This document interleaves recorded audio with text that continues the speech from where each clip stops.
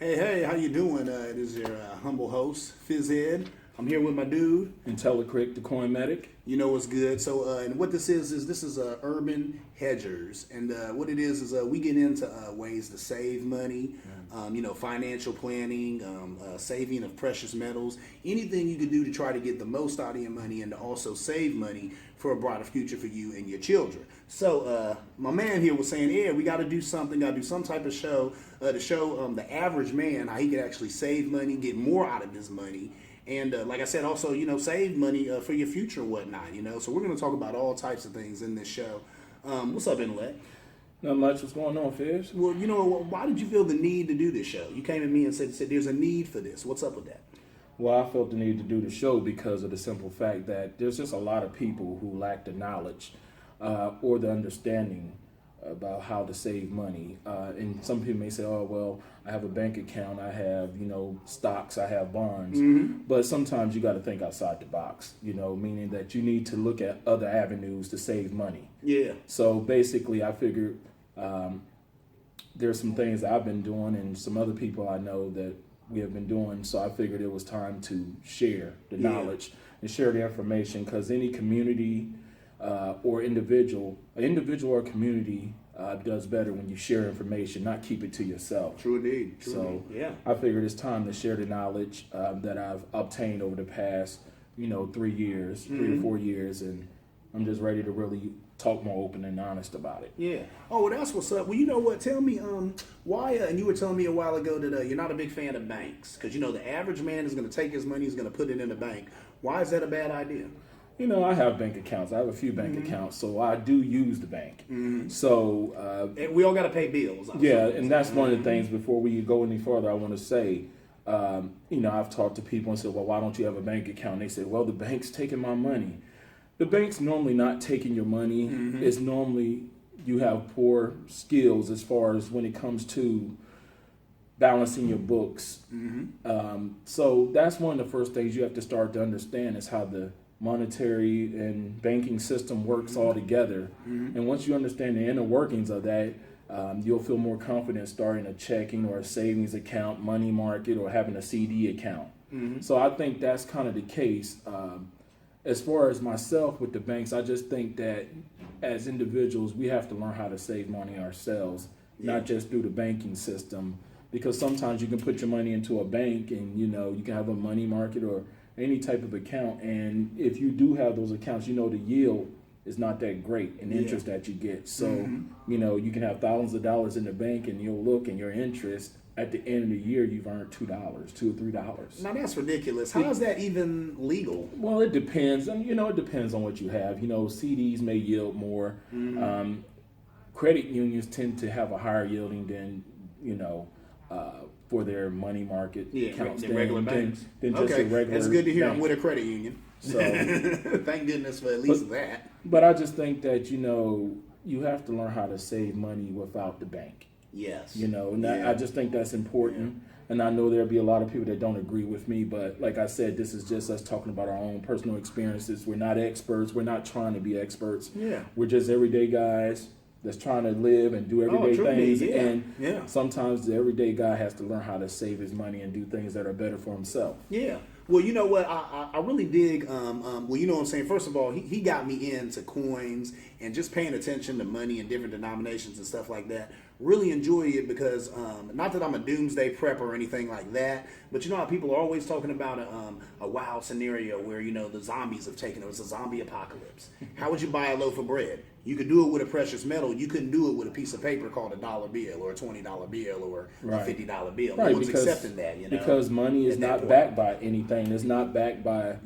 silver. It's not backed by gold. It's not backed by anything. Yeah. Money is basically backed by the faith that people have in the money. There you go. So plain and simply put, it doesn't have any true value. Yeah. If you go back, I don't care if you talk about biblical times or whatever, you can always find reference to people using gold and silver as money. True indeed. And initially money, paper money, or what you want to call, I know it's linen and cotton, but we call it paper money or fiat currency. Fiat currency was supposed to be kind of like an IOU initially. It was just to say if I have $100 bill, that means that I can go redeem in $100 worth of gold.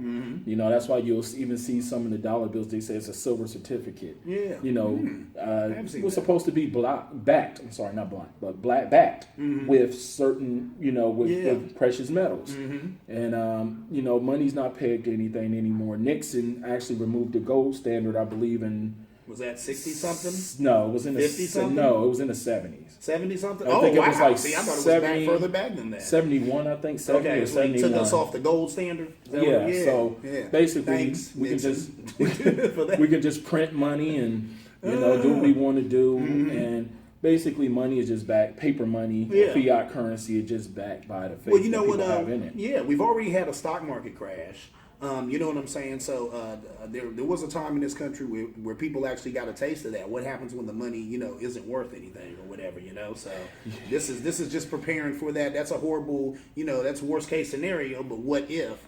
Wouldn't you like to have your money backed up in something? So you know what I'm saying? Talk to us a little bit about what you got here, man. You got some precious metals right here. What's up? Okay, first before we even go into that, I want to piggyback off what you know what you were just saying is that you know when the stock market. What you'll find out, I'll put this straightforward. What you'll find out there sometimes, you'll find a lot of people, you know, financial. I've taken a few financial classes, and the first thing that they say about precious metals, it's not that great, you know, to invest in because it's speculative. They say it's a speculative investment. But if you look at stocks and look at everything, all of it can be considered speculative to me. Life is a speculative. So they kind of. You know, from the classes I take, they kind of discourage you from actually buying precious metals. But one of the things that I found when the stock is doing terrible, when economies are doing bad, that the prices of precious metals tend to go up. They don't normally tell you that. So, you know, yes, they say it's speculative, and I guess you can say it's speculative, but the way I look at it is all speculative. You know? So I still buy precious metals. That's what I think that everybody should do. And I think in your portfolio, you should, you know, whether you have mutual funds, you know, savings bonds, even stock. You should always, to me, take at least 10% of that and turn it into, you know, precious metals. And I'm not talking about buying stock and a precious metal mining company. I'm talking about actual physical silver, physical gold, platinum, or palladium. Well, you know what? First things first. What if I had, you know, $30? Could I get some silver? Right now, with the price of silver, yes, you could definitely get an ounce of silver.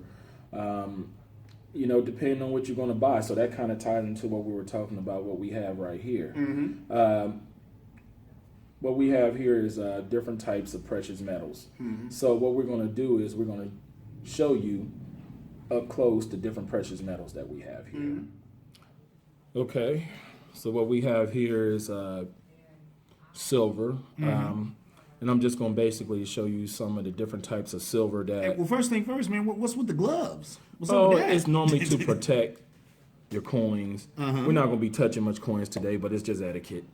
So the gloves is to kind of not to get your fingerprints and things like that on your coins. Makes a lot of sense. Just something that I'm used to doing. Well, you always see the guys on TV doing it, so I want people to know why you do it. That's what this is all about. So first things first, we're going to start off with, we're going to talk about junk silver.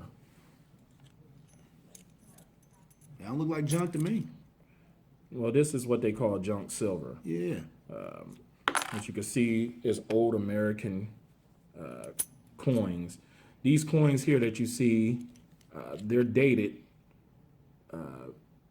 from 64 and back. Any quarters from 1964 and back are 90% silver. Cool. Okay. With the exception to the half dollar, which stayed silver, 40% silver from 1965 to 1970. Oh, okay. So, but for the most part, any quarters from 1964 and back, this is a 64 here, they will contain 90% silver, 10% copper. So, why did they stop making all of our coins and stuff out of silver?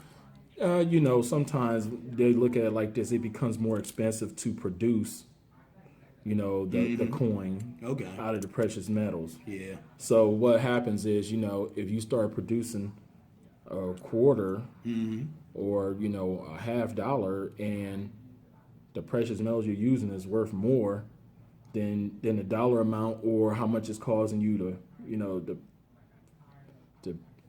make it. Yeah. You want to You're take that losing money, huh? Yeah, you want to take that Yeah.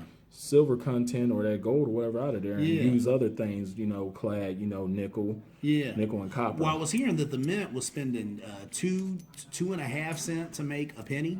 They said each penny was costing them like 2.5 cents to make. Yes, then actually even with that, they're thinking about stop making pennies. Altogether, I've heard about that. Well, but I thought that you know, was just Canada stopped making pennies. I want to say Altogether? in 2012, I think. Oh, wow. So you could look at it as either 2012, 2013. They did stop making. So the pennies that they have in circulation, they're still out there, but they're just not putting any more in circulation. Yeah, they're not putting any more in circulation. So Wow. they're kind of done with that. Dang, I need to get some Canadian pennies. Yeah, I have a few copper Yeah, Canadian. you know. Penny. I have like a roll. And so right there we have junk silver. This would actually probably be, in most cases, the cheapest silver you can buy. Junk silver, dimes, quarters, Yeah. $50. When And I think the one place that told me that for those quarters, I think they said it was $6 a quarter. Yeah. I can't remember off the top. Was it $50? You mean? That's what I'm wondering. It might have been Maybe $6 been a a half $half. dollar. It might have been right. But $6 yeah, a half these dollar. are, Yeah. like I said, these are 90% silver right here.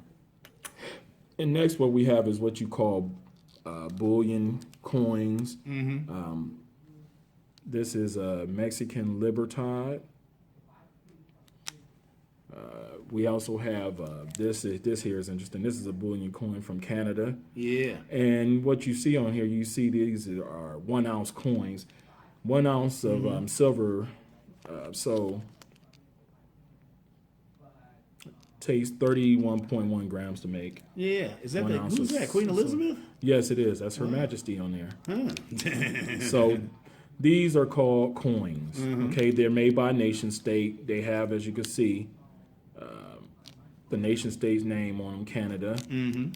This is The Libertad. the Libertad. This is from Mexico, and it's 1 troy ounce. And these are all considered bullion coins that you would buy. These tend to have more of a premium on them than, let's say, your junk silver here or something like that. So, Okay. you can pay sometimes as much as, $3 over spot. The most popular are the Canada Maple Leafs, the American Silver Eagle, and of course the Libertad. This is the old Libertad. But the Libertads and you have a few of the Philharmonics. You have some that are bullion coins that are very popular. Oh, wow. Okay. So- yeah. But this here, and they're normally 1 ounce, but you can't get them in small ounces or bigger ounces. For example, this is from Britain. This is called the Queen's Beast. This was just released this year. Wow, that This is is a nice. 2 ounce coin. Yeah. As you can see the Wow, it's thickness of thick. it. Yeah. But this is 2 ounces. So Wow. Okay.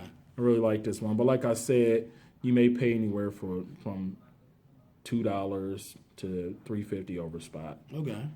Over spot is the price you'll pay beyond the silver. So it's silver. Yeah. So it's spot 20 is where silver's closing at, right? Well, spot is basically telling you that's what silver's going for that day. Okay. So like if silver right now is $20 and they said this coin, let's say you have this ounce here, silver's $20 an ounce today on the market, and let's say you want to buy this coin and they may say the over spot is $2.50. Yeah. So that means you'll be paying $22.50 for the Okay. coin. So that's what over spot means. The Yeah. price that you're paying over the actual silver price or the Yeah. content of the silver. Okay. Okay. Let's see else what we got here. Next, we got what is known as a bar. A lot of people like bars. This is a Johnson Matthey. This is a 1 ounce bar. Bars are pretty cheap, can be pretty cheap as well too. But some bars like this or some other bars, what is it? I cannot think of the name of that company right now. But some of these bars, they can actually be Engelhart. You may pay more of a premium for certain bars. Oh, wow. But Just 'cause of the name? yeah, Wow, yeah. okay. But these are pretty affordable, and they can tend to be a lot cheaper than buying, your coins. Yeah. Okay. Yeah. So now we have stuff that actually looks like coin that looks like a coin, but it's not a coin. Okay. This would be called a round. As you can see, it's not minted by a nation state. Could be a privately owned mint. Yeah. So that's the difference. This is a coin, as you can see. Has a nation state on it. Has a dollar amount, $5 Canadian. So this is a coin and this is a round. Not minted by a nation state. Normally a privately owned mint company. Okay, yeah.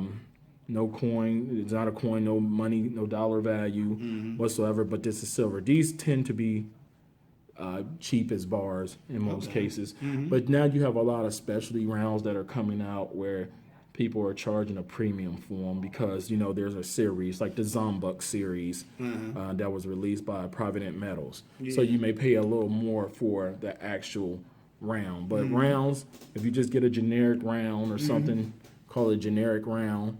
It's not a coin. You may pay less of a premium for those. Yeah, okay. So.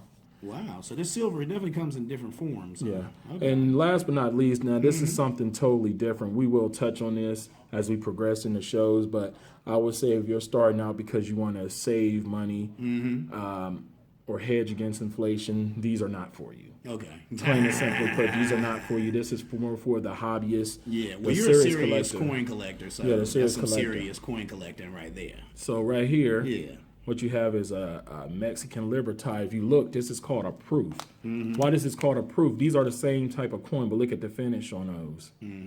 This is called uncirculated, and this will be called a proof because it's shiny, reflective. As you can see, the mirror-like finish in the background with the frosting here. And this would just be called uncirculated or bullion uncirculated quality. So proof, uncirculated. Same type of coins, but see the difference there. And this is actually graded by a third-party grader. The company that grade this is NGC. There's multiple grading companies. The top two are PCGS and NGC. And then you have some companies that are not as popular that grade coins. What's the point of getting it graded? How does that help you? The grading, they look at the quality of the coin. They inspect the coin. Is inspected by multiple people. No one, not the other grader does not. They're called graders. The other grader doesn't know what the other grader is going to give the grading of the coin. So they kind of come up with that method, and eventually, I guess they look at what everybody the better grading of them, and then that's what they'll get. So it's definitely a way for you to get your money's worth out of your coins, but these can have a premium. Yeah. I tell you, that was a crash course right there in precious metals and coins and such. Yeah. It's a very important thing. People need to know what it looks like. I think people are thinking that you got to have a whole ton of money to get involved in just hedging against inflation or saving some money for the future. No, you don't. You don't have to have a lot of money. I mean, you could just do something as simple as when you get paid. You get paid every week or every other week, or just take $25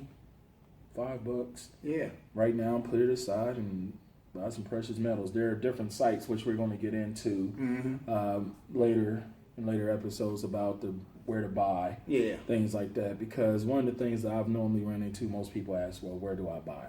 That was one of my biggest questions to the man when he got me in this. I said, where do you even get this stuff at?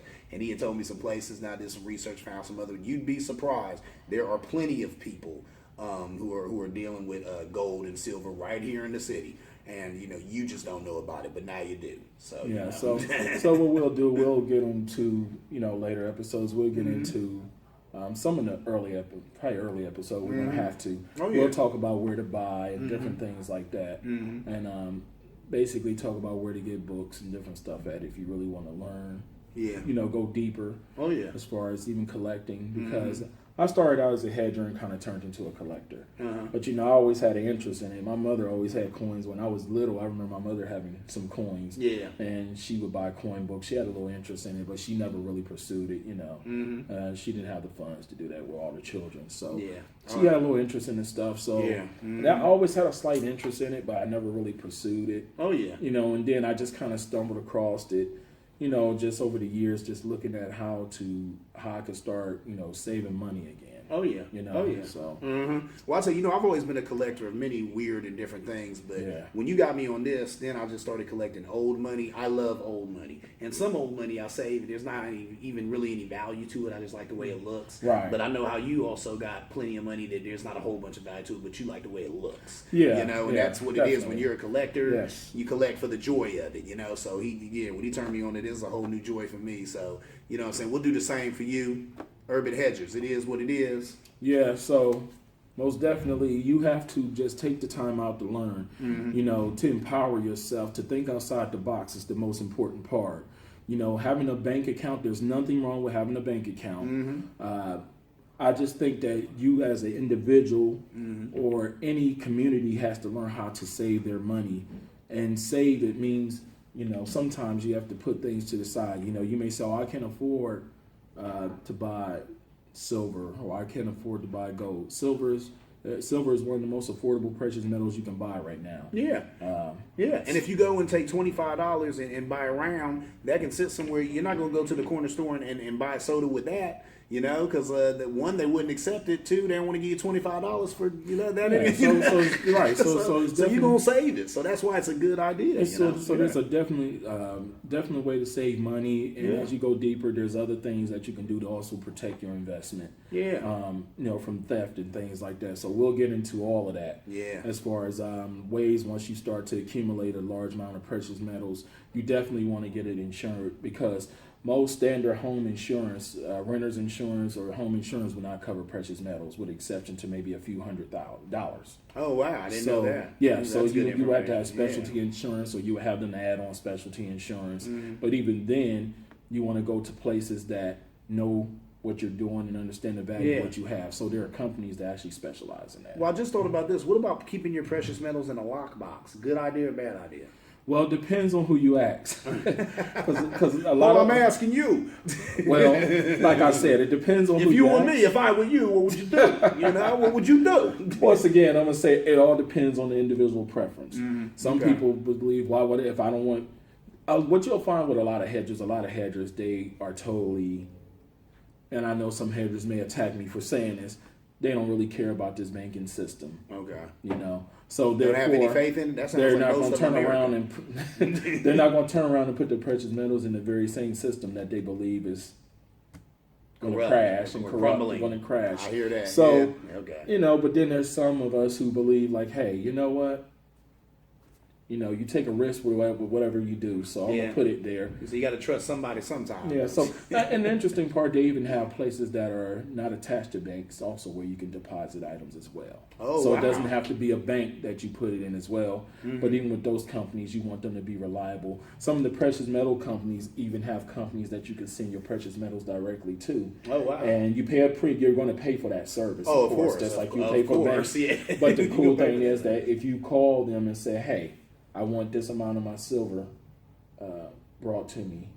They will bring it to you. It will be shipped and sent to you. Yeah. But you have those, but even then you still have to have insurance over your precious metals. When you get to a certain level. So. Hey, see, we are just, this is the tip of the iceberg. We're just scratching the surface. We're going to go way deeper. You know what I'm saying? Urban Hedgers, man. Do they need to know anything else, or is that all for right now? Just for right now? Well, for right now, I would just say try to research the difference between rounds, bars, junk silver, and coins, and even graded coins. Get your knowledge up, so to speak. True. Make sure that you have knowledge about what you're doing, because what you'll find that knowledge will come in handy when you're not only buying, but when you're selling as well. So you want to make sure that you have a solid base, a solid foundation, should I say, to stand on. So learning those things that are necessary as far as, the difference between the coins and different things like that is what's going to make you an excellent hedger, collector, whatever you choose to be, or maybe both. So start slow. Before I even dabbled into it, I researched it for a few months, off and on. Looking at different things. Google's your friend. Tell Google people can be your friend. Google's your friend. But also realize that people are very opinionated too when you're doing your research. So we're definitely, next episode we're going to get into actually some of the silver stores, silver companies that actually they make PDF files that you can download to get information that you need about the importance. Why should you hedge? Why buy silver, gold, platinum, palladium? Yeah. So, but mainly here, we'll probably touch more on silver because it's the most affordable. We may touch on we're partial to silver. Yeah, we we may like touch on some gold. Gold. I do a little bit of that, but not a lot because it's expensive. Yeah. But you can silver is more attainable, I think, for the regular. Yeah, so that's the great thing. It's attainable. Silver's more attainable for the average person. I don't care if Exactly. you're working at Speedway, Wendy's, or if you're working in corporate America. It's Could be a affordable ditch to digger all. or a governor. You could invest. This is affordable to all, so that's what makes this a beautiful deal. So we want to touch on a lot of things here at Urban Hedgers. Once again, I'm Intalecrek, Cornmetic, Phys Ed. Phys Ed in the building. We out of here.